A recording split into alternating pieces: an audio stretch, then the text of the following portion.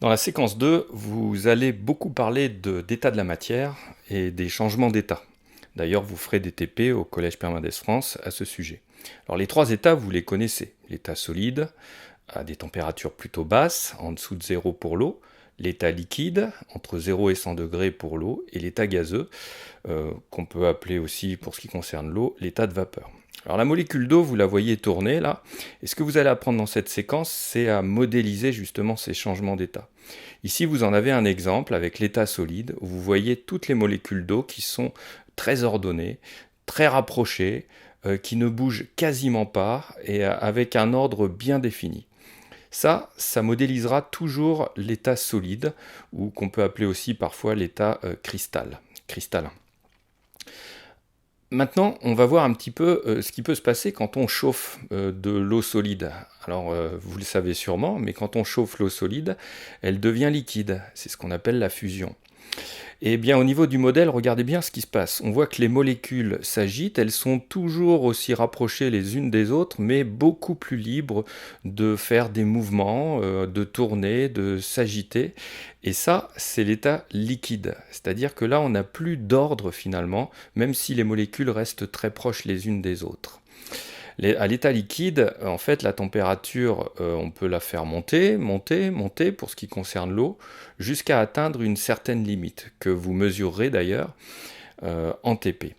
Alors quand on arrive à l'état suivant, c'est-à-dire l'état de gaz, eh bien cette fois les molécules sont tellement agitées qu'elles vont s'écarter les unes des autres, et en s'écartant les unes des autres, elles vont prendre aussi beaucoup plus de vitesse.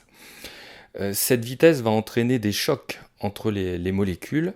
Ces chocs sont responsables d'ailleurs d'une grandeur physique qu'on connaît sous le nom de pression. Quand il y a beaucoup de pression, il y a plus de force sur toutes les surfaces. Et bien ça, c'est lié justement à l'agitation des molécules qui crée finalement des chocs sur les surfaces. Alors l'état de gaz, on va le représenter par des petites billes ou des molécules qui seront espacées les unes des autres et toujours en mouvement.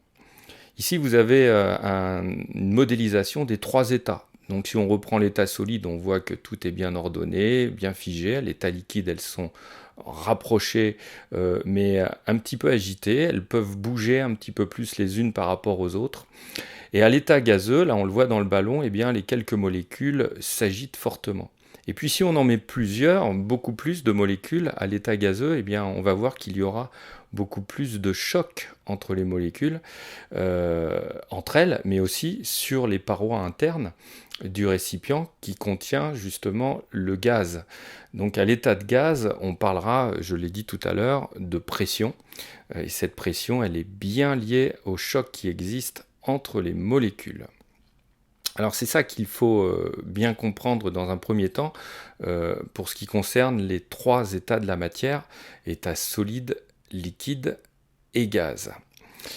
Alors vous allez voir dans cette séquence justement comment on fait pour passer d'un état à l'autre et surtout ce qui se passe au niveau de la température au cours du temps. Donc tout ça, vous allez le mesurer et bien sûr, vous devrez aussi savoir modéliser, comme vous le voyez actuellement, justement, modéliser un gaz, par exemple, avec des molécules qui sont espacées les unes des autres. Vous devrez connaître aussi le vocabulaire associé. Et là, vous voyez quelques expériences un peu spectaculaires pour un changement d'état. Alors quand on met de l'eau chaude, par exemple, dans un milieu qui est très froid, là on est au Canada, et qu'on lance cette eau chaude, eh bien elle se solidifie immédiatement. Donc elle reste liquide pendant quelques temps, et au moindre mouvement, au moindre choc, eh bien ces molécules se solidifient tout de suite. Ça, c'est ce qu'on appelle, si vous voulez, cette solidification, elle est liée à un état de surfusion.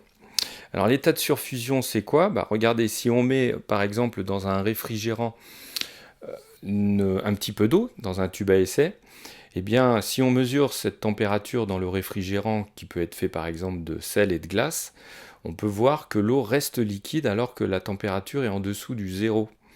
Mais si on agite un petit peu, ça devient solide. Donc quand on est à des températures très en dessous de zéro et que ça devient solide, eh bien on appelle ça la surfusion.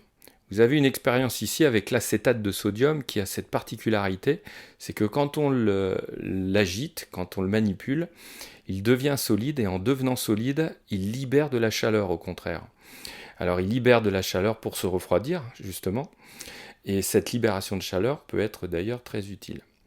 Alors quand vous ferez les mesures de température, vous verrez que lors de la solidification, la température descend, et puis à un moment donné, elle descend sous le zéro. C'est ça l'état de surfusion. Et c'est un état particulier, parce que si on laisse une bouteille d'eau au congélateur et qu'on la récupère quelque temps, en la manipulant doucement, on peut montrer avec un simple choc, voilà, c'est fait, que l'eau liquide devient solide sous nos yeux.